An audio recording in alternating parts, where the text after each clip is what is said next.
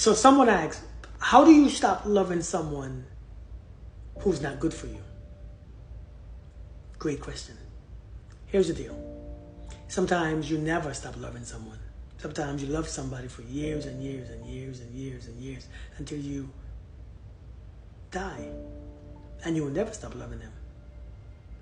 The thing about it is that if you are trying to stop loving someone before you move on, that's the issue.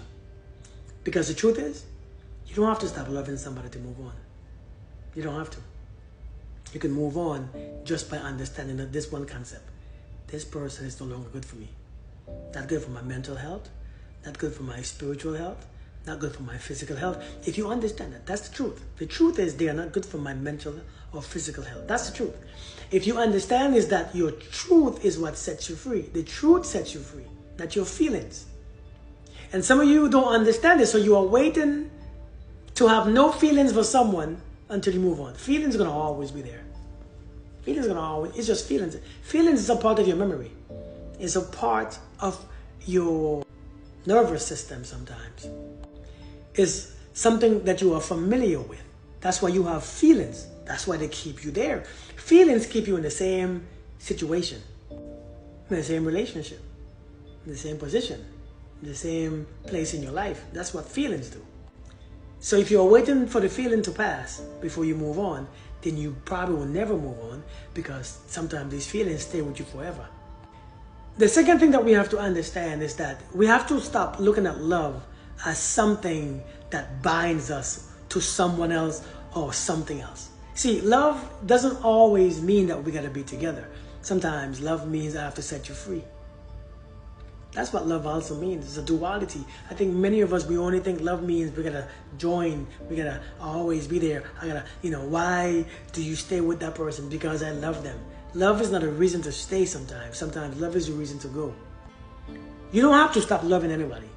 You don't have to stop loving the tree or loving your grandparents or, loving your great-grandparents. You don't have to stop loving them because they passed away. You just understand that this is your choice. Moving on has nothing to do with love. Or should I say the love for something else in the past. So how do you stop loving someone who's not good for you? You don't have to stop loving them. But you separate yourself. You do what you have to do. You choose to be away from them. You choose to accept the fact that they are no longer for you. You choose to accept the fact they're not good for your health, your mental health, your physical health, your spiritual health. That's all you have to do. And after a while, you'll adapt to it. You get used to it. Because when you try to stop loving someone, you love them more. When you try to stop loving someone, you love them more. When you try, the harder you try, because what you are doing, you are building resistance. You put in so much resistance there. And that you are loving them even more, because whatever you fight expands and persists and becomes bigger. Whatever you resist persists. So when you are trying to stop loving somebody, you love them even more. You keep thinking about them. You keep feeling them in your spirit, and it's counterproductive. So what you must do is accept the fact that they are no longer good for you. Accept that fact. Don't try to hate them. Don't try to be angry. See, many of you, you're trying to be angry. You're trying to find a reason. You are trying to, wait until they drain you and you can't stand it and you have all these emotions. And what emotions do, emotions bring you together with someone, because emotions are your bridge, or is the bridge between you and a situation. Between you and what happened to you when you was a child. Between you and that person. That's what emotions are. So once you keep falling for these emotions, getting angry, bitter, that means you are joined to that person. You are linked to that person still. What you must do, you must just accept. You must relax yourself. You must allow yourself to feel whatever you feel. It's not a bad thing that I love you. It's a bad thing if I'm being with you and you are abusing and disrespecting me. But loving you is not a sin. Loving you is not a crime. Loving you is not a bad thing. Loving you says that I have the ability to love. It means I have the ability to actually love and to open my heart. But don't close your heart. Listen, man. The more you stop trying to love someone, or the more you try to stop loving someone, it's the more you suffer. It's the more you can't think straight. It's the more you can't feel good about yourself. It's the more you get tense. It's the more everything bothers you because you are trying. You didn't try to love that person. So why are you trying to stop loving them? Think about it. You didn't try to love them. You just accepted it.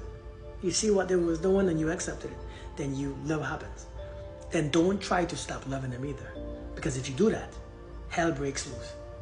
You resist, it expands. So understand this, man. You ain't got to stop loving people to move on. Stop trying to do that. It doesn't work. It's silly. Allow the person to be. Allow yourself to understand this is not good for me, and separate yourself and relax. Loving somebody, feeling love for them, they are miles away, they are 2 miles away, 100 miles away. It's okay. Just let it be. And after a while, you're gonna realize when your nervous system and your body and your mind get used to not being around them, after a while, it slows down, it relaxes, and you can have space for anything else in this world. Don't forget that.